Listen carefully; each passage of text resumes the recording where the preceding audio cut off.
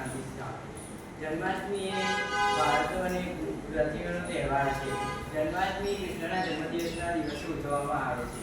શ્રાવણ મહિનામાં 8મા દિવસે રાત્રે 12 વાગે બધા ગામમાં જે કૃષ્ણ ભગવાનના મંદિરો છે ત્યાં બધા જઈને 12 વાગ્યા સુધી ભજનો કરે છે અને 12 વાગે કૃષ્ણ ભગવાનનો જન્મનો તહેવાર મનાવે છે.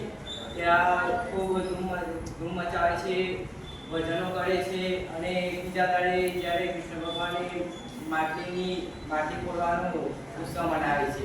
માટી ફોડે છે અને ફોડવાનું કારણ એ છે કે જ્યારે કૃષ્ણ ભગવાનને તેમના મિત્રોને માખણ મળતું નહોતું, માખણ જે એમની માતા પિતા બનાવતા હતા એ કૃષ્ણ ભગવાનની કળના રીતે ચૂકવતા હતા, તો કૃષ્ણ ભગવાનને માખણ મળતું નહોતું. તે માખણ ખાવું દે એ એમને મિત્રોને બીજા બધાના ઘરમાંથી માટી ફોડીને માખણ ખાતા અને માખણ ખાઈને ખુશ થતા હતા.